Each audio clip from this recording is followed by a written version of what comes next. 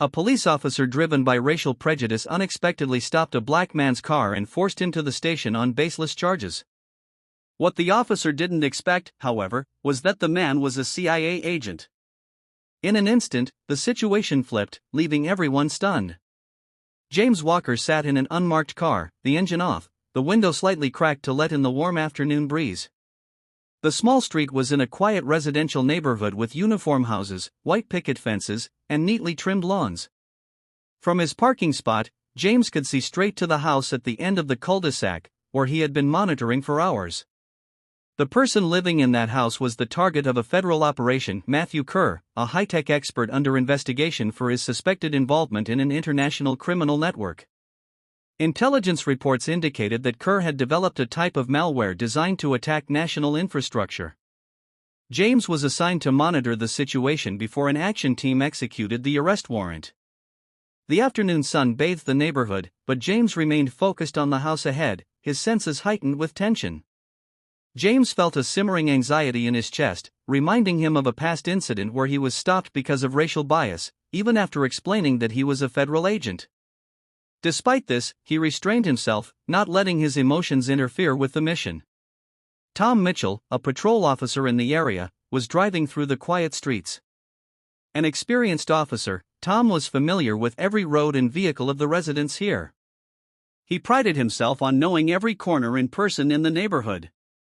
A past incident, when a dangerous criminal slipped away right under his nose, had made Tom particularly vigilant. Since then, he vowed never to let anything get out of hand again. James's car, simple in appearance but without a license plate, immediately caught Tom's attention. He slowed down, his gaze cautious. Through the window, he saw a black man sitting inside, his face focused but calm. Tom furrowed his brow. This man was unlike any resident in the neighborhood he had known. What is he doing here? Tom wondered, suspicion beginning to form in his mind. Tom recalled the time when he had let a dangerous criminal escape, a moment that had made him especially cautious from then on. Tom drove down the peaceful street, but something about today left him uneasy. The unmarked car parked at the end of the cul-de-sac immediately caught his attention. It wasn't a flashy or luxurious car, but its simplicity made it stand out in a neighborhood where everything was meticulously maintained. Inside the car, a black man sat silently, his face showing nothing but focus. His eyes weren't darting around like someone looking for an address. Instead, they were fixed on the house at the end of the street. Tom squinted, and a sense of suspicion immediately arose. He didn't recognize the man, and he was certain he had never seen this car before. A flood of unwelcome memories returned. The last time he ignored his instincts, a dangerous smuggler had escaped right before his eyes. Back then, Tom had faced sharp criticism from his colleagues, leaving him haunted by the thought that any sign, no matter how small, could be the start of a significant threat. "I'm not letting that happen again," he muttered to himself, his grip tightening on the steering wheel. Just then, the patrol car's radio crackled to life. "Unit 24, we've received a call from a resident on Maple Drive. There's an unfamiliar car and a suspicious man parked at the end of the street. Please check it out, ****. Tom glanced back at the car ahead. A coincidence? Or perhaps not, ****. A voice inside emerged. "This is a clear sign, not something to ignore." Picking up the radio, he replied, his voice steady but with a trace of tension. Unit 24 responding. "I'm at the location. We'll report back shortly." ****. As he turned off the radio, Tom slowly drove closer to James's car, keeping another distance to avoid drawing immediate attention. He stopped, observing through the rearview mirror. The man in the car remained motionless as if entirely unaware of Tom's presence. Tom had learned that the most dangerous individuals were the ones who knew how to stay calm. Everything he saw fit the profile of a potential threat in his mind: a stranger in an unmarked car, someone who didn't match the area's demographics, intently watching a house without any apparent reason. Tom stepped out of his patrol car, standing tall to prominently display his badge on his chest. He adjusted his belt and the radio on his shoulder, mentally running through how he'd handle the situation: the initial questions, a watchful gaze, and if necessary, an assertion of authority. This was how he believed he could maintain control. Yet deep down, a small voice wondered if he was overreacting or simply letting his past dictate his actions. Tom didn't let that thought linger. He began walking toward the unmarked car, each step heavy with suspicion and the weight of his past failures. Tom Mitchell moved slowly toward the unmarked car, his eyes scanning the quiet street where everything seemed perfectly normal: lush green lawns, pristine white fences, and not a soul in sight. But Tom knew that the most unusual things often hid just beneath the surface of such tranquility. He approached the car, maintaining a safe distance, and knocked firmly on the window with his knuckles. The sound echoed through the still air like a declaration: "I'm here, and I'm watching you." The man inside raised his head, his gaze calm yet piercing. He wasn't surprised to see Tom. With deliberate slowness, he lowered the window slightly, revealing a sharp-featured face and intensely focused eyes. "Good afternoon, ****, Tom began, his voice low and professional but tinged with firmness. "What are you doing here?" The man straightened in his seat, keeping his hands on the steering wheel, his expression steady. "I'm on duty," he replied, his tone calm but authoritative. "I'm with a federal agency. This is official business." Tom frowned. He didn't like the man's answer, too composed, too confident, as though he believed he was beyond Tom's jurisdiction. "Federal agency?" Tom repeated, infusing his tone with skepticism. "Mind explaining the kind of duty you're on?" James Walker sighed lightly, maintaining his composure. "I'm not at liberty to disclose details, but I've been ordered to conduct surveillance here. If you need verification, my credentials are in the glove compartment." Tom glanced past James, his eyes instinctively drawn to the house at the end of the street, the same house James had briefly glanced at while speaking. Tom sensed a flicker of tension in that fleeting movement. A thought flashed in his mind: he's hiding something. "What's your connection to that house?" Tom asked, his tone sharpening. He stepped closer, his hand hovering near his belt where his gun rested. James didn't immediately answer. He looked at Tom for a long, tense moment. In his mind, worst-case scenarios played out. His mission was being interrupted. He couldn't let this escalate further. "There's no connection to the house, ***, James said, striving to keep his voice calm. "I'm just doing my job. If you check my credentials, everything will be clear." But Tom wasn't convinced.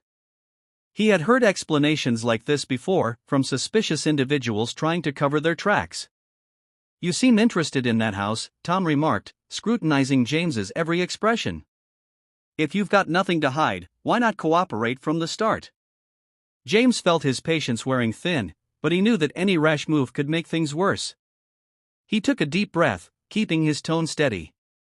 "I am cooperating. I've told you my credentials are in the glove compartment. Just check them." Still, Tom didn't budge. The silence between the two stretched, broken only by the hum of the patrol car's idling engine. The tension in the air became palpable. Tom felt the need to assert control before the situation spiraled out of hand. "Step out of the car, ***, Tom ordered, his voice no longer a suggestion but a firm command. James met Tom's gaze, weighing his options. He could refuse, but that would only escalate the matter.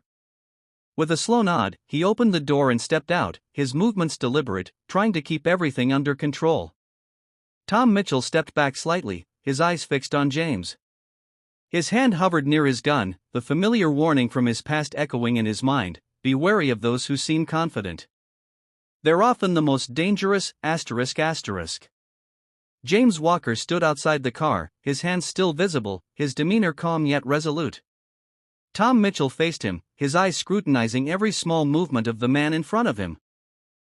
The distance between them was only a few steps, but it felt like an invisible wall had been erected, the tension poised to erupt.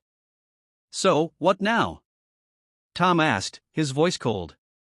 "Can you explain more about this federal mission you're on, or are you planning to keep dodging the question?" "I've already told you, ***, James replied, his tone unchanged. "I'm with the Central Intelligence Agency. This mission is classified. But if you check my papers in the glove compartment, everything will be clear." "Papers in the glove compartment, ***, Tom repeated, emphasizing each word as if they were nothing more than a cheap excuse. "Do you think I'm just going to take your word for it?" The skepticism in Tom's voice wasn't surface level. It was the result of lingering memories of a past failure when he had let a suspect slip away because he didn't act quickly enough. He could feel his authority being challenged, not by violence but by the unnerving calmness of James. As the tension hung thick in the air, a soft engine hum broke the silence. Tom quickly glanced down the street and saw a silver sedan slowly cruising through the neighborhood. James's eyes, though never leaving Tom, briefly flickered to the car. It was only a fleeting moment, but it was enough for Tom to notice. "What are you looking at?" Tom asked, his voice full of suspicion. James maintained his composure, but internally, his anxiety was rising. That's the accomplice's car, he thought. The license plate and description matched the intel from the operation. If they realized they were being watched or detected in the presence of law enforcement, the mission could be compromised. "That car, ***, James said, his voice sharpening slightly. "It might be connected to my mission. You should note down the license plate." But Tom didn't budge. "Don't try to change the subject," he said, almost ignoring James's warning. "Are you trying to distract me? If that car is really important, why haven't you reported it to your agency?" James suppressed his frustration. "I can't do that right now. This mission requires utmost secrecy, and I can't let you jeopardize it. Just note down the license plate, and I'll explain later." But Tom didn't trust him. In his eyes, James was only trying to stall or hide something. The memories of past deceitful suspects resurfaced, along with his stubbornness about maintaining control. "No one gets the better of me again," he thought. "You're not the one making the rules here, ***, Tom replied, his tone colder. "I'm the one who decides what needs to be done." Tom's hand hovered near his holstered gun, a gesture that immediately made James aware that the situation could spiral out of control. He knew he couldn't let things escalate further, but he also couldn't completely capitulate to Tom's ignorance. "You don't need to do that, ***, James said, trying to keep his tone conciliatory. "I am cooperating. I've provided the information. You just need to check my papers, and everything will become clear." "Your papers could be fake, ***, Tom said, the skepticism growing. He couldn't shake the feeling that James wasn't just some random guy in the wrong place. He was a part of something bigger, something that he needed to stop. While the two continued to spar verbally, the silver sedan disappeared from view. A sense of failure crept into James's chest. "I'm wasting valuable time," he thought. This mission wasn't just about protecting his honor, it was part of a much larger operation where every second mattered. James Walker stood still, his gaze calm yet carrying an urgency that was hard to conceal. He knew that every second passing was an opportunity slipping away. But facing Tom Mitchell, a suspicious police officer, every effort to keep the situation stable felt like hitting a thick wall of distrust. Tom took another step forward, his eyes never leaving James. His hand moved slowly towards the handcuffs on his belt, a gesture as clear as a warning. "All right, you've had your chance to explain, ***, Tom said, his tone no longer patient. "But I haven't heard anything convincing. Put your hands behind your back." "You're making a serious mistake, ***, James said, trying to keep his voice calm but firm. "I've told you, I'm a federal agent. This mission involves an extremely sensitive operation. Not only are you disrupting my work, but you're also putting a much larger operation at risk." These words only made Tom more skeptical. "A federal operation, ***, he repeated, emphasizing each word with mockery. "Is that the best excuse you've got? If you're an agent, you should have cooperated from the start instead of making me waste my time." James took a deep breath, trying to control the growing feeling of helplessness. "Listen to me, ***, he said. "I don't want things to escalate, but if you continue, you're going to have to explain to the government why you sabotaged a top-secret mission." Tom sneered, a smile full of disdain. In his mind, James was just a skilled liar trying to mess things up to cover the truth. Tom's stubbornness came not only from his suspicion but also from an unshakable need to control every situation. "I can't let another con man get the better of me," he thought. "Put your hands behind your back, ***, Tom repeated, his voice now no longer a request but a command. James knew he had no other option. If he resisted, the situation would only worsen, endangering both himself and the entire mission. With a cold, sharp look, he slowly placed his hands behind his back, trying to maintain as much control as possible in a situation where he had none. Inside, a wave of frustration began to rise. His eyes scanned Tom, the man standing there, self-assured and suspicious. James wanted to scream, "Do you even know what you're doing? I've had to work twice, even 3 times as hard, to get here today. Every day, I have to prove I deserve my position, and now you just need one glance to deny all of that, ****, but he swallowed the words. He knew that showing these emotions would only make things worse. Instead, James took a deep breath, his eyes still holding restraint. "I've told you," he repeated, his voice now more composed than ever, though a flicker of disappointment flashed in his eyes, a light that Tom didn't catch. Tom quickly stepped forward, the cold metal cuffs snapping tightly around James's wrists with a sharp click. A sense of power surged through Tom, but it wasn't satisfaction, it was a rigid confirmation that he had done the right thing. "You're making a mistake, ***, James said, this time his voice low but certain. "And you'll have to face the consequences." Tom ignored the warning, gripping James's arm and leading him toward the patrol car. But as he opened the door to place James in the back seat, James's eyes quickly darted to the house he had been surveilling all day. A shadow passed by the window, the suspect. "Look!" James exclaimed, his voice more urgent than ever. "That's my target. He's about to leave the house. If you leave me here, you'll let a dangerous man escape." Tom didn't turn around. He wasn't about to let James take control of the situation. In his mind, James's words were just another psychological trick. "I'm not falling for your game, ***, Tom said, slamming the car door shut. "Sit still. Tom, listen to me." James nearly shouted, no longer able to keep his composure. "If you don't act now, it'll be too late." But Tom turned his back and walked toward the driver's seat with a hard expression. Inside, he had a brief moment of doubt, a flicker of light that maybe James was telling the truth. But the fear of losing control and letting a con man get the better of him overwhelmed everything. He sat in the car, not sparing James a single glance. From the back seat, James felt helpless as the suspect disappeared. But he kept his calm to avoid making things worse. As James sat handcuffed in the patrol car, the space became suffocating. He remained silent, his eyes staring out the window, but inside, a wave of anger and helplessness surged. He couldn't believe he was being obstructed by the very people who were supposed to assist in his mission. But James knew well that any emotional outburst now would only be misinterpreted. Meanwhile, Tom sat at the wheel, his hands gripping the steering wheel. A strange feeling crept into his chest, not the feeling of victory, but unease. James's words echoed in Tom's mind, "You're making a serious mistake," but Tom didn't allow himself to waver. "I'm doing the right thing," he reassured himself. He's got nothing to prove. When they arrived at the police station, a strange atmosphere immediately settled in. Other officers in the station looked at James with curious and surprised glances, while Tom maintained a hard expression as he escorted him through the hallway.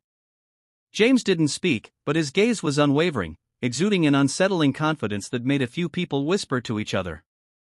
Tom led James into the interrogation room. But before he could ask a single question, the voice from the dispatch center crackled through the radio. "Tom, stop everything. You've just arrested Agent James Walker of the CIA, an executive agent on an active mission. Release him immediately and return to report."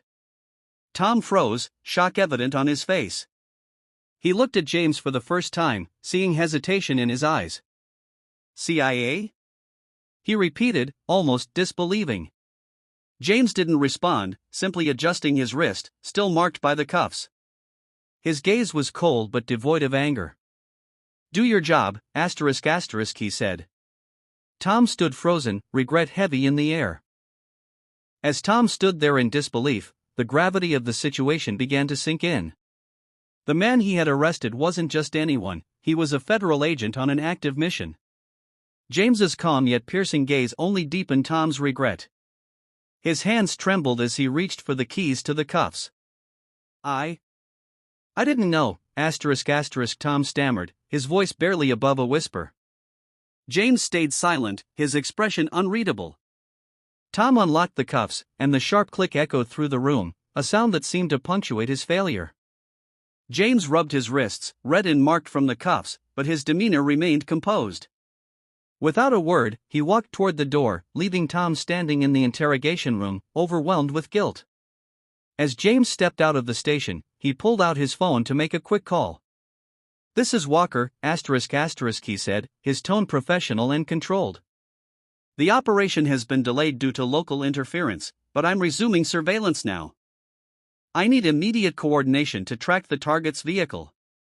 The voice on the other end responded with urgency, and James nodded before hanging up.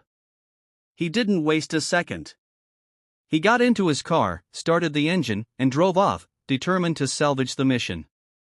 The suspect might have gained a head start, but James knew he still had a chance to catch him. Back in the station, Tom remained frozen in place, replaying the events in his mind. The realization of what he had done hit him harder with each passing moment. The memory of James's words ****, "You're making a serious mistake ****, echoed in his mind.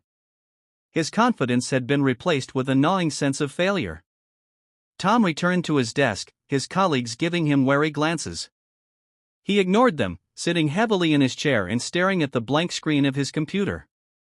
For the first time, he questioned not only his actions but his instincts.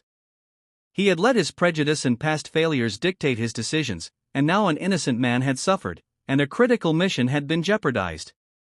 Meanwhile, James drove through the quiet streets, his mind racing as he reviewed the mission details. He knew the suspect, Matthew Kerr, wouldn't have gone far. Kerr was cautious and would likely use the local network of safe houses and associates to hide until he could regroup. James's surveillance equipment pinged with a location update, confirming the suspect's vehicle had stopped at an old warehouse on the outskirts of the city. James pulled into a hidden spot a few hundred meters away, turning off his engine to avoid drawing attention. He quickly retrieved his observation equipment and began to monitor the warehouse. Through his high-powered binoculars, he saw the suspect exit his car, holding a large duffel bag. Moments later, another man emerged from the warehouse, thin and shifty, meeting Kerr at the entrance. James focused on their interaction, noting every detail. Kerr unzipped the duffel bag, revealing stacks of cash inside. The thin man handed over a laptop and an external hard drive. James's pulse quickened. This was it, the evidence he needed. He grabbed his camera and snapped several clear photos, capturing the faces of both men and the items being exchanged. After quickly uploading the data to his agency's secure server, James made a call. "Walker here. The suspect is at the warehouse on the east side of the city. He's conducting a transaction. I need backup immediately to secure the area and make an arrest." The response came quickly. "Understood, Walker. Tactical units are en route. Hold your position and continue surveillance." James hung up and returned his focus to the warehouse. The tension in the air was palpable, but he remained calm, his training keeping him steady. He knew every second mattered. As James waited for the tactical team, a car approached from the opposite direction. His heart sank as he recognized it, Tom Mitchell's patrol car.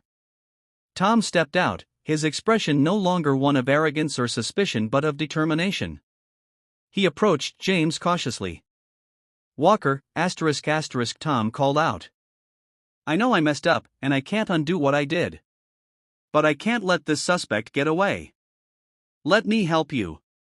James stared at him, surprised by the sudden shift.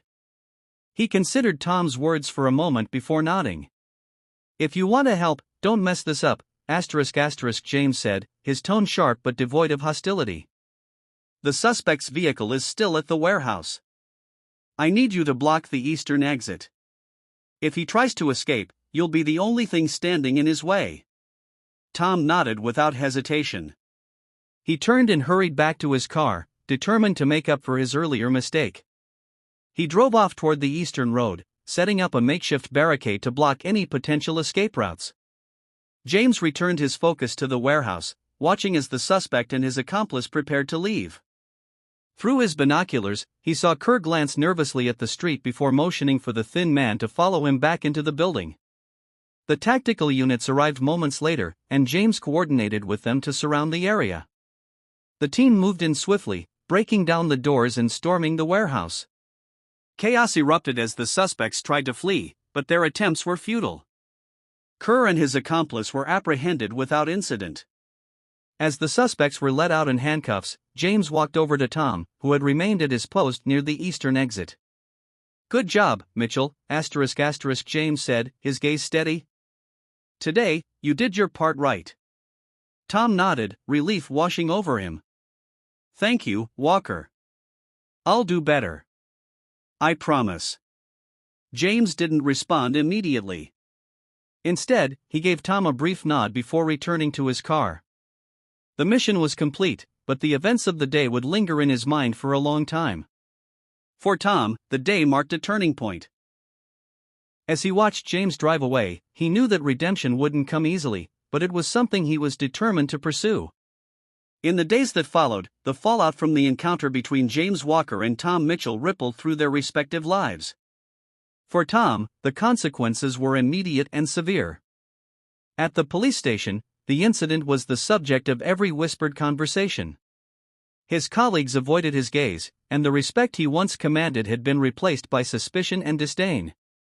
Tom knew he couldn't escape the disciplinary review that awaited him. He sat in the captain's office, his badge and gun placed on the desk in front of him, as Captain Roger Hill read through the report. "Mitchell, Hill began, his voice cold and measured. "This department has worked for years to build trust in this community, and in one afternoon, you've done significant damage to that effort. Handcuffing a CIA agent? Disrupting a federal mission? What were you thinking?" Tom lowered his head, unable to meet his captain's piercing gaze. "I wasn't thinking, sir. I let my instincts, no, my prejudices, get the better of me." Hill leaned forward, his eyes narrowing. "Prejudice isn't instinct, Mitchell. It's a choice. And you chose to let it dictate your actions. Do you realize the repercussions of this? The agency has filed a formal complaint, and the media is running with this story. The community is furious. They see this as another example of profiling, and frankly, I can't argue with them." Tom's chest tightened as the weight of Hill's words sank in. He nodded slowly. "I understand, sir. I accept full responsibility for my actions." Hill sighed deeply, his frustration evident. "You're suspended, effective immediately. There will be a hearing to determine your future with this department. In the meantime, I suggest you take a long, hard look at yourself and figure out how you ended up here." Tom nodded again, his voice barely audible. "Yes, sir." He left the office, feeling the stares of his colleagues as he walked down the hallway. The badge that once symbolized pride and purpose now felt like a heavy burden as he packed it away in a box along with his other belongings.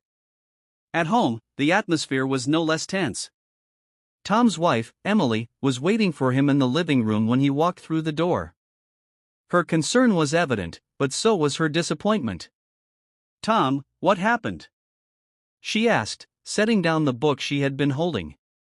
Tom hesitated, then sank onto the couch, his head in his hands. "I messed up, Emily. I profiled someone, a CIA agent, and arrested him. I ignored every sign, every protocol, and now I'm paying the price. I've been suspended." Emily sat beside him, placing a hand on his shoulder. "You've always been so careful, so dedicated. What made you do this?" Tom shook his head, his voice filled with regret. "I don't know. Maybe it was my fear of making another mistake like before. Or maybe it was something worse, something I didn't want to admit about myself. Either way, I let my bias control me, and I hurt someone who didn't deserve it." Emily sighed, her hand squeezing his shoulder gently. "You can't undo what's already happened, but you can learn from it. You need to figure out how to make things right, not just for yourself but for the people you've wronged." Upstairs, Tom's 12-year-old son, Ben, overheard the conversation. Later that evening, Ben approached his father cautiously. "Dad, are you in trouble?" he asked, his voice quiet. Tom looked at his son, his heart aching. Yeah, Ben, I am. I made a bad decision, and now I have to deal with the consequences.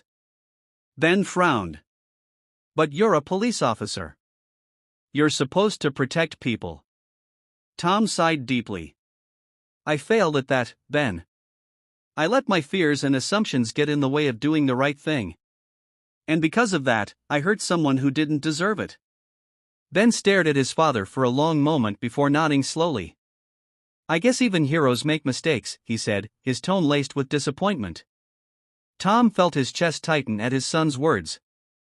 I'm no hero, Ben. But I'm going to try to be better. I promise. Meanwhile, James Walker returned to his life as a CIA agent, though the encounter with Tom lingered in his mind. He had faced discrimination before, but this time it had disrupted an operation, nearly compromising months of work. Still, James refused to let anger consume him. Instead, he focused on the mission and ensuring justice was served.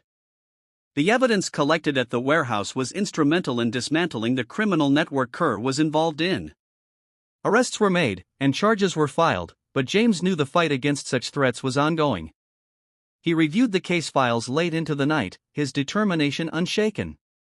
A few weeks later, Tom attended a mandatory training program on racial bias and community relations as part of his suspension. Sitting in a room filled with other officers, Tom felt a mix of shame and hope. He listened as experts spoke about the importance of self-awareness, empathy, and accountability in law enforcement. For the first time, he confronted the deep-seated biases that had influenced his actions. One session stood out to him. A speaker shared a story of a young officer who had ignored his biases and built trust within a marginalized community. The story resonated deeply with Tom, reminding him of why he had joined the force in the first place, to protect and serve everyone, not just those who fit a certain mold. By the end of the program, Tom felt a renewed sense of purpose. He knew earning back the trust of his community and his family would take time, but he was willing to put in the effort.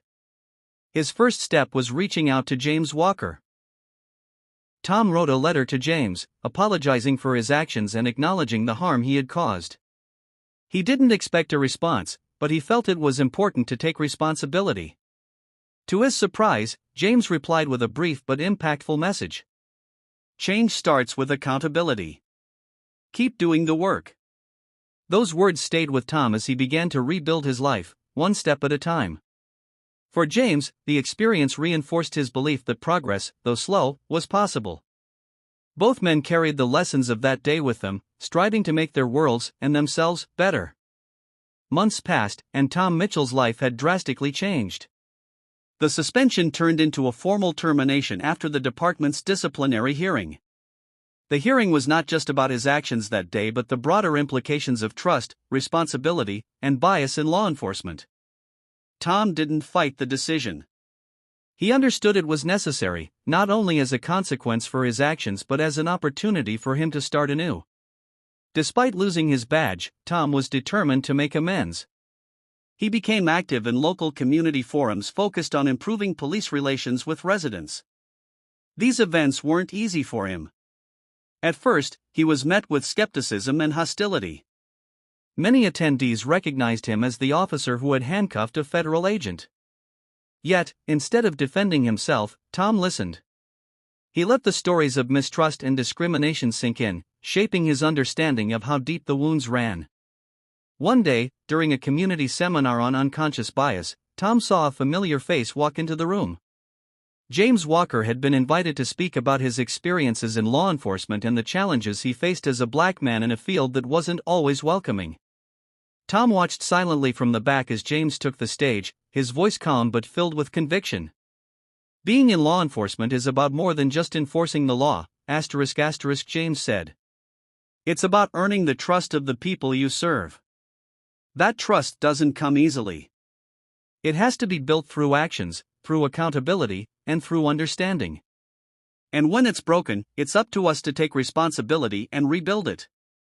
The room was captivated by James's words, but Tom felt them more deeply than anyone else. He wanted to speak with James after the seminar, but he wasn't sure if his presence would be welcomed. He hesitated for a moment, then took a deep breath and approached him. "Agent Walker, Tom said, his voice steady but humble. "I don't know if you remember me." I remember, James interrupted, his tone neutral but not unkind. Tom nodded, his hands fidgeting nervously. "I wanted to say I'm sorry. For everything. I made assumptions that day, assumptions that were wrong and harmful. I can't undo what I did, but I've been trying to learn, to change. I'm here because I want to be better." James studied Tom for a long moment before responding. "Change doesn't happen overnight, Mitchell. It takes time, and it takes work. Apologizing is a good start, but what matters is what you do next." Tom nodded, his gaze unwavering. "I understand. I just wanted you to know that I'm committed to making things right." James offered a brief nod. "Then prove it, not to me, but to yourself and to the people you serve." The interaction, though brief, left a lasting impact on Tom. James's words became a guiding principle for him as he continued his journey of self-reflection and growth. He began volunteering with organizations that worked to improve police accountability and advocate for justice. He attended every training and seminar he could find, absorbing the lessons and putting them into practice. Meanwhile, James continued his work with the CIA, but the encounter with Tom lingered in his thoughts. He had encountered bias and discrimination many times before, but this incident had been different. It wasn't just about what had happened to him, it was about the broader systems and attitudes that allowed such incidents to occur. James decided to use his platform to push for change within law enforcement and beyond. He began speaking at conferences, sharing his experiences and advocating for more training on implicit bias, better community engagement, and stronger accountability measures. His message was clear: change was possible, but it required courage and commitment from everyone involved. One evening, James received an email from an unexpected sender, Tom Mitchell. The message was brief but heartfelt. "Agent Walker, I wanted to thank you for giving me the push I needed to change. I've been working with local organizations and participating in programs to address bias in law enforcement. It's a long road, but I'm determined to stay on it. Your words made a difference, and I hope one day I can make a difference too." Tom James read the email twice, a small smile forming on his lips. He didn't respond immediately, but he felt a sense of hope. If someone like Tom could recognize his mistakes and take steps to correct them, maybe others could too. In time, both men found themselves on intersecting paths once again. At a national summit on law enforcement reform, James was a keynote speaker, and Tom was a participant. During the Q&A session, Tom stood up and addressed the room. "I'm here because I failed, Tom said, his voice steady but filled with emotion. I failed to do my duty as an officer, and I failed to see my own biases. But that failure taught me something important. It taught me that change starts with admitting you were wrong and being willing to do the work to make things right. Agent Walker, if it weren't for you, I don't know if I'd have had the courage to face my mistakes. So, thank you." The room fell silent, the weight of Tom's words sinking in. James looked at him, his expression thoughtful, and then nodded. "It takes strength to admit you were wrong, James said. But it takes even more strength to change. Keep doing the work, Mitchell. That's how we make progress, not just as individuals, but as a society." The summit ended, but the connection between James and Tom remained. Though their journeys had started with conflict, they had both grown in ways they hadn't anticipated. James continued to advocate for systemic change, while Tom dedicated himself to rebuilding trust in his community. Their story became a testament to the power of accountability, resilience, and the belief that even the deepest divides could be bridged with understanding and effort. Over the years, both James Walker and Tom Mitchell became key figures in their respective missions for change, James as a voice for systemic reform in law enforcement and intelligence, and Tom as an example of personal growth and redemption. Though they rarely crossed paths, their work often aligned in unexpected ways, each drawing lessons from their shared experience.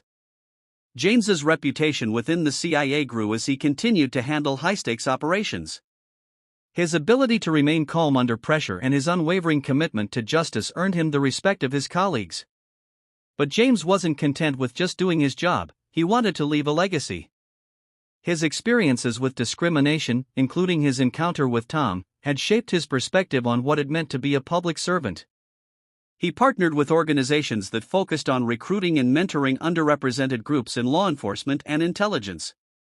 He wanted to ensure that future generations of agents wouldn't face the same challenges he had. At conferences and training sessions, James often shared the story of his run-in with Tom, not to shame the officer but to highlight the importance of addressing biases and fostering accountability. "We all make mistakes, ***, James would say. What defines us is how we respond to them. Change isn't easy, but it's necessary if we want to build a system that works for everyone." Meanwhile, Tom Mitchell had rebuilt his life from the ground up. After being fired from the police force, he had spent months grappling with his identity. Without the badge, who was he? What purpose could he serve? Slowly, he began to find answers. Tom enrolled in programs that focused on community-based policing and restorative justice. He worked closely with activists and community leaders, many of whom had been critical of him after the incident with James. At first, these interactions were uncomfortable. Tom was met with skepticism and even hostility. But he remained patient, understanding that trust wasn't something he could demand, it was something he had to earn. One pivotal moment came when Tom was invited to speak at a town hall meeting. The event was focused on improving relations between law enforcement and marginalized communities. Tom stood before a packed room, his hands trembling slightly as he gripped the podium. "I'm not here as a former officer, ***, he began, his voice steady but raw with emotion. "I'm here as someone who failed to uphold the values I once swore to protect. My actions harmed not just one man but an entire community. For that, I am deeply sorry. But I'm not here to ask for forgiveness, I'm here to share what I've learned and to be part of the solution." The room was silent as Tom recounted his story, detailing the biases he had carried and the work he was doing to unlearn them. By the end of the meeting, several attendees approached him, not to forgive him outright, but to acknowledge his efforts. It was a small step, but it gave Tom hope that he was moving in the right direction. As the years went on, Tom became a prominent advocate for police reform. He collaborated with departments across the country, helping to develop training programs on implicit bias, de-escalation, and community engagement. His insights, drawn from his own failures, were invaluable. One day, Tom received an invitation to speak at a national conference on justice reform. To his surprise, James Walker was also listed as a speaker. The conference, titled Bridging Divides, Building Trust in Law Enforcement, brought together law enforcement professionals, community leaders, and policymakers from across the nation. When Tom and James met before the event, their interaction was markedly different from their first encounter. There was mutual respect in their handshake, a silent acknowledgement of how far they had both come. During his speech, James spoke about the systemic changes needed to address issues of discrimination and accountability. He emphasized the importance of representation, transparency, and rebuilding trust. "True justice isn't just about enforcing the law, ***, James said. It's about creating a system where everyone, regardless of who they are, feels protected and valued." Later, Tom took the stage, sharing his journey of personal growth and redemption. "I once thought that being a good officer was about asserting control and enforcing rules, ***, he said. But I've learned that it's about listening, understanding, and serving. The day I failed to see James Walker as a person was the day I lost my way. But that failure also became my turning point." The audience was deeply moved by their stories, and many attendees remarked on how the two men, once adversaries, now represented the potential for change and reconciliation. After the conference, James and Tom spoke privately. "You've come a long way, ***, James said, his tone warm but measured. "Thanks to you, ***, Tom replied. "If you hadn't called me out, I don't know if I'd have had the courage to face myself." James shook his head. "It wasn't me, Mitchell. You made the choice to change. That's something not everyone has the strength to do." Their conversation marked the beginning of a new chapter in their shared mission. Though their roles were different, they both worked toward the same goal, a more just and equitable system. Years later, their efforts bore fruit. New policies were implemented in police departments across the country, and community engagement programs flourished. Both James and Tom became mentors to younger generations, sharing their experiences and encouraging others to challenge their biases and strive for fairness. Their story became a symbol of hope, a reminder that even in the face of failure, growth and redemption are possible. Together, they proved that change, while difficult, is always within reach for those willing to do the work. As time passed, the impact of James Walker and Tom Mitchell's work began to ripple outward, touching lives far beyond their initial circle. Their story, one of accountability and transformation, became a case study in law enforcement training programs and community initiatives across the nation. Tom Mitchell, now a recognized advocate for restorative justice, frequently visited schools, community centers, and police academies to share his experience. He spoke candidly about his failures, the biases he had carried, and the long road to redemption. For him, the goal wasn't just to teach, it was to inspire others to reflect on their own actions and make changes before they caused harm. One evening, after a particularly emotional town hall meeting, Tom was approached by a young cadet in the police academy. The cadet, a black woman named Carla, had tears in her eyes as she spoke. "Mr. Mitchell, I've had my doubts about joining law enforcement, ***, she said. "I've seen how people like me are treated, even by the system I want to serve. But hearing your story and how you've changed, it gives me hope that maybe, just maybe, I can be part of the change too." Tom felt a lump in his throat. He placed a reassuring hand on Carla's shoulder. "You can. The fact that you care, that you're asking these questions, shows that you're already on the right path. Just remember, it's not about being perfect, it's about staying accountable and always striving to do better." Encounters like this reaffirmed Tom's commitment to his work. He no longer sought his termination from the police force as the end of his career, it was the beginning of his true purpose. Meanwhile, James Walker continued his work with the CIA and his advocacy for systemic reform. He had become a prominent figure in both the intelligence community and public discourse on justice. His dual role allowed him to bridge two worlds that often seemed at odds, the need for national security and the demand for equity and accountability. One day, James was invited to testify before Congress on law enforcement reform. His speech was direct, compelling, and deeply personal. "Bias in law enforcement isn't just an individual failing, it's a systemic issue, ***, he said. "We cannot expect officers to serve their communities effectively if they are not trained to confront their own biases and understand the people they serve.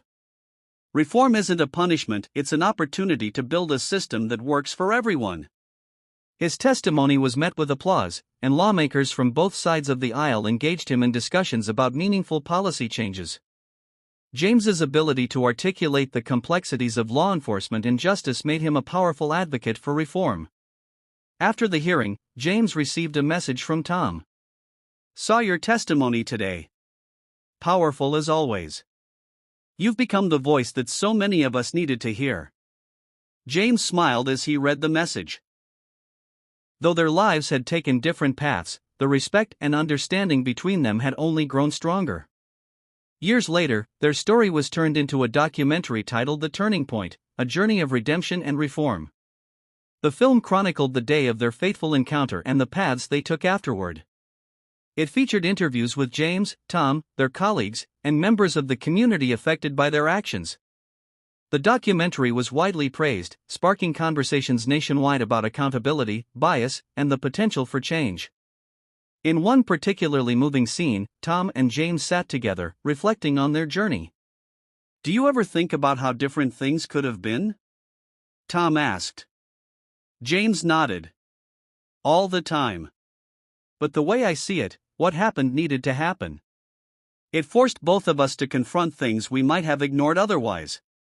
Tom smiled faintly. "I guess sometimes it takes hitting rock bottom to start climbing back up." By the end of the documentary, their message was clear: change is possible, but it requires honesty, humility, and hard work. The film became a cornerstone of training programs and community discussions. It was shown in police academies, schools, and community centers, serving as a reminder that even the most broken systems could be mended, one step at a time. In their later years, James and Tom continued their work, though at a slower pace. They often joked that they had become unlikely friends, two men from vastly different backgrounds united by a shared mission. When asked about their legacy, James once said, "Our story isn't just about us. It's about the countless people out there fighting for justice, for fairness, for change. If what we've done inspires even one person to think differently, to act differently, then it's all been worth it." Tom nodded in agreement. The work doesn't end with us. It's up to the next generation to take what we've started and build something better. Together, they left behind a legacy of hope and resilience, a testament to the power of accountability, the importance of listening, and the belief that even the deepest divides can be bridged with understanding and effort. Their story became a symbol of what's possible when people choose to confront their biases, take responsibility for their actions, and work toward a more just and equitable world. Years later, both James Walker and Tom Mitchell became mentors to new generations. Their journey from adversaries to collaborators inspired countless individuals in law enforcement, government, and communities striving for justice. Their work together, while born from a moment of conflict, symbolized what could be achieved when people prioritized understanding and action over division and blame. Tom, now an educator and consultant on law enforcement reform, began teaching full-time at a police academy. His classes went beyond technical skills and procedures. He focused on the human side of policing, implicit bias, emotional intelligence, cultural sensitivity, and community building.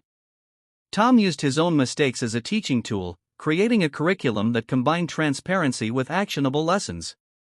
During his lectures, he often started by telling his students, "I'm not here to make you perfect officers, because perfect doesn't exist. But I am here to make you reflective officers. Ones who listen, who think, and who question their own assumptions. That's the only way you'll ever truly serve the people you're sworn to protect." His candid approach won the respect of cadets, many of whom sought his guidance outside the classroom. Tom's work began to ripple outward, influencing the way recruits approached their duties and viewed the communities they served. One day, a cadet named Maria stayed behind after class to speak with him. She had tears in her eyes as she said, "Instructor Mitchell, I just wanted to thank you. My family has had bad experiences with law enforcement, and I almost didn't join the academy because of it. But listening to your story and seeing your dedication has shown me that it's possible to change things from the inside. I want to be part of that change." Tom smiled, his heart heavy with gratitude. "Maria, it's people like you who are going to lead us into a better future. Never forget why you started." Meanwhile, James Walker's role expanded beyond his work with the CIA. He became a public speaker and a sought-after advisor on equity and accountability in law enforcement and intelligence agencies. He established a foundation aimed at providing scholarships for underrepresented individuals pursuing careers in law enforcement, intelligence, or criminal justice reform. At one of the foundation's events, James addressed a crowd of young professionals and students. "We're not just here to fix the system, we're here to rebuild it. To make it better than it's ever been. That means opening doors that have been closed for too long and holding those in power accountable, including ourselves. It's not easy work, but it's necessary. And I promise you, it's worth it." His words resonated deeply with the audience, many of whom saw James as a beacon of hope and strength.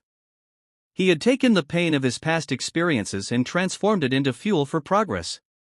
As James continued his work, he and Tom crossed paths again, this time at a national summit on justice reform and leadership. Both were keynote speakers, their presence symbolizing the power of redemption and collaboration. Their speeches, though different in tone, echoed the same message, that justice begins with accountability, and change starts with action. During a panel discussion, James and Tom shared their reflections on the day that had changed both their lives. Looking back, Tom said, his voice steady but filled with emotion, "I realize how much my own fear and ignorance had blinded me.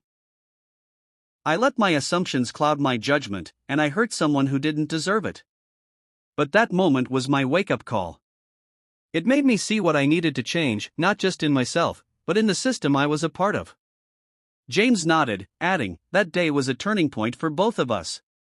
It showed me that even in the face of bias and injustice, there's room for growth. But that growth doesn't happen on its own. It takes effort, humility, and a willingness to listen." Tom chose to do the work, and that's what makes the difference. Their story captivated the audience, sparking a standing ovation. As the panel concluded, several attendees approached them, expressing how their journey had inspired them to reflect on their own biases and take steps toward meaningful change. Later, as they sat together in a quiet corner of the venue, Tom turned to James. "Do you ever wonder what would have happened if things had gone differently that day?" Tom asked. James leaned back, a thoughtful expression on his face. "Sometimes. But I think it happened the way it needed to." That moment forced both of us to face ourselves in ways we hadn't before. It set us on the paths we're on now. And look at what's come of it. Tom nodded. "You're right. If that day hadn't happened, I don't know if I'd have ever found the courage to change." James smiled faintly. "Change isn't easy, but it's worth it. And it's never too late to start." As the years went on, the ripple effects of their work continued to grow. Communities across the country adopted new training protocols, emphasizing empathy, cultural awareness, and de-escalation. Departments that had once been mired in controversy began to rebuild trust with the people they served. The foundation James had started flourished, providing opportunities for countless individuals to enter fields where they could make a difference. Tom and James eventually retired from their respective roles, but their influence remained.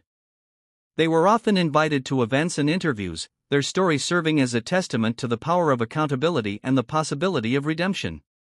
One day, long after their active careers had ended, they met for coffee in a small, quiet cafe. The world around them had changed in ways they couldn't have imagined when they first met, and much of that change had been shaped by their efforts. "You know, Tom said, stirring his coffee thoughtfully, if someone had told me years ago that the worst day of my career would lead to the most meaningful work of my life, I'd have laughed in their face." James chuckled. "Life has a funny way of teaching us lessons we didn't know we needed." They sat in comfortable silence for a moment before James added, "The work we started isn't done. It probably never will be. But we've shown that change is possible. That's enough for me." Tom nodded. "Me too." As they parted ways, both men carried with them the knowledge that their story had made a difference, not just in their lives, but in the lives of countless others. Their journey from conflict to collaboration had become a symbol of hope, reminding everyone that no matter how deep the divides, understanding, accountability, and action could bridge them. Years after their pivotal meeting, James Walker and Tom Mitchell's legacy continued to inspire both individuals and institutions. Their shared commitment to justice had transcended their personal journey, evolving into a larger movement of accountability, equity, and collaboration between law enforcement and communities. James's foundation, now named the Walker Institute for Justice and Reform, became a global entity. It offered scholarships, leadership training, and reform-focused workshops for law enforcement agencies worldwide. One of its flagship programs, Bridging the Gap, trained officers and community leaders to work together to rebuild trust. The program became a model for reconciliation, teaching officers to approach their roles with empathy and citizens to engage with law enforcement as partners rather than adversaries. Tom often volunteered as a guest speaker for the Institute's programs. His presence brought a unique perspective, a former officer who had fallen from grace but worked tirelessly to atone for his actions. He told his story with brutal honesty, not sparing himself from criticism. "I'm not a hero, Tom would say. I'm a man who made mistakes, who let his biases dictate his actions. But I'm also a man who chose to change. And if I can do it, so can anyone else." His candor resonated deeply, particularly with young officers who saw in him the possibility of redemption and the value of humility. After one such event, a veteran officer approached Tom with tears in his eyes. "You've given me a lot to think about, the officer said. I've spent years doing my job by the book, but I've never stopped to question if the book was fair to everyone. Thank you for opening my eyes." Tom shook his hand, his own eyes glistening. "It's never too late to make a difference," he replied. James, meanwhile, continued to influence change from within the intelligence community. His steadfast belief that accountability should be woven into every level of law enforcement and national security earned him accolades, though not without resistance. Some colleagues viewed his push for reform as a challenge to the status quo, but James never wavered. During a high-profile interview with a major news outlet, James was asked about the challenges he faced in advocating for change. "The truth is, reform isn't about making people comfortable, James said. It's about making systems fairer and more just, even when that means confronting uncomfortable truths. If we want a future where justice is real for everyone, we have to be willing to do the hard work now." His words went viral, sparking widespread discussions about systemic bias and the role of law enforcement in society.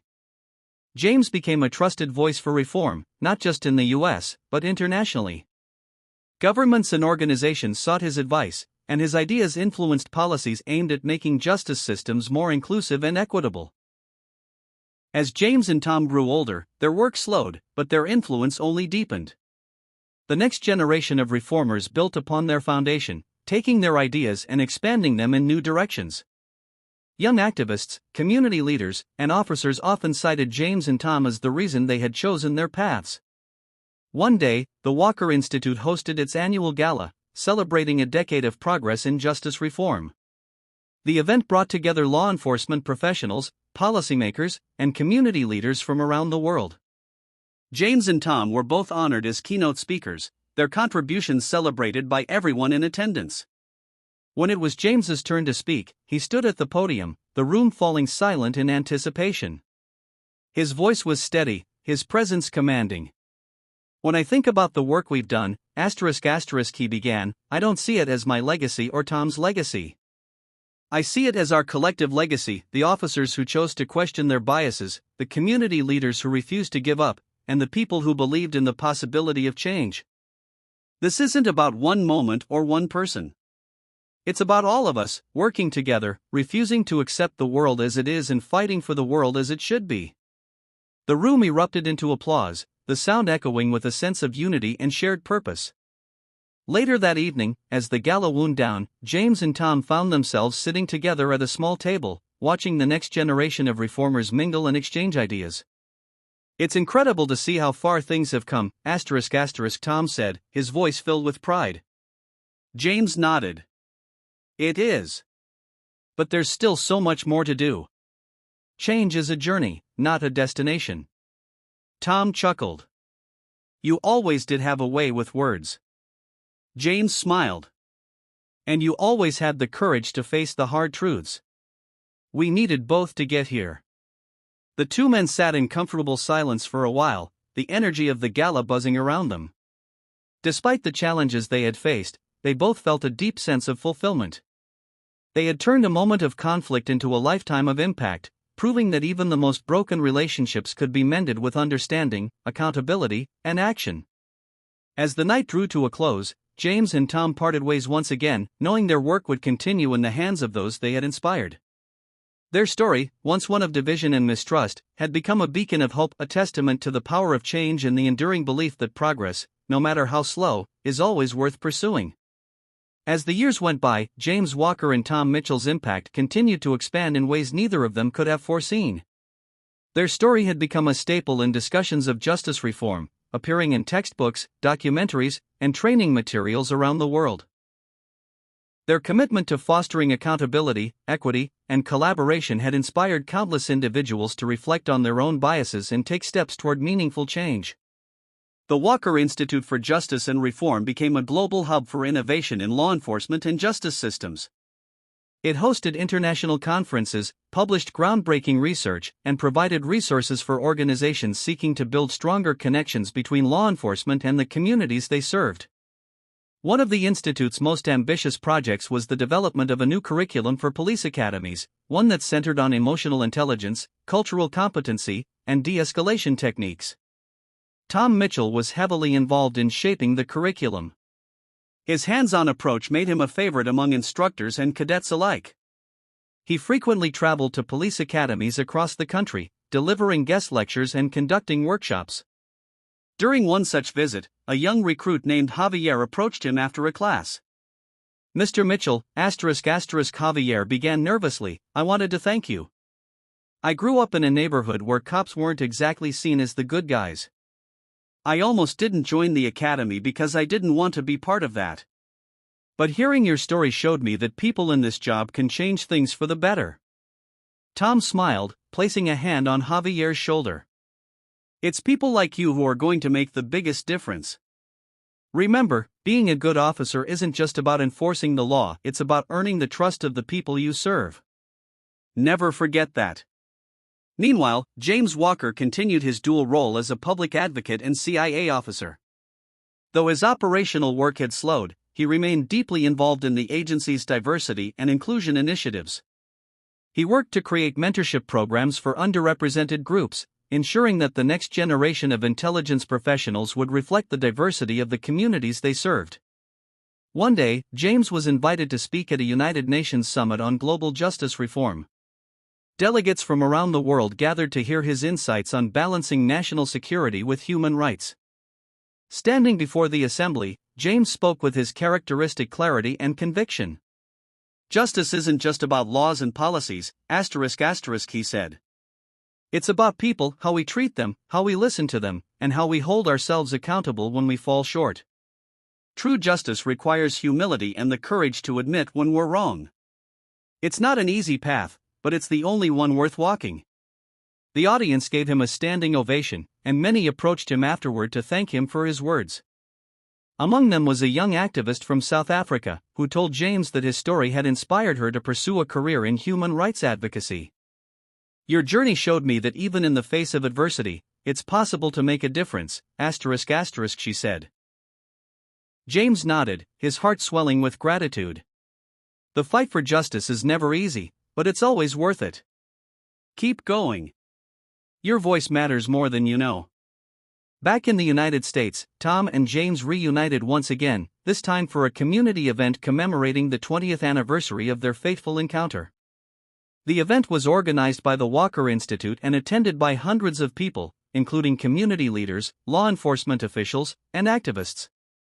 During the event, both men were presented with the Justice Catalyst Award, recognizing their contributions to reform and reconciliation. When it was Tom's turn to speak, he addressed the audience with heartfelt humility. I've spent the last 2 decades trying to make amends for a single mistake, he said. But what I've learned is that change isn't about erasing the past, it's about using it as a foundation to build something better. I made a terrible error in judgment, and it hurt not just one man but an entire community. But that moment also gave me the chance to grow, to learn, and to do better. I'll spend the rest of my life working to earn the trust one once lost. When James took the stage, his tone was reflective but optimistic. Tom and I come from very different backgrounds, he began. And for a long time, those differences divided us. But over the years, we've learned that what unites us is far more powerful.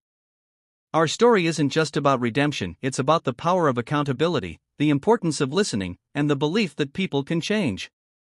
The work we've done together is a testament to what's possible when we put aside our differences and focus on what truly matters: justice, fairness, and humanity. As the crowd erupted in applause, James and Tom shared a glance, their connection stronger than ever.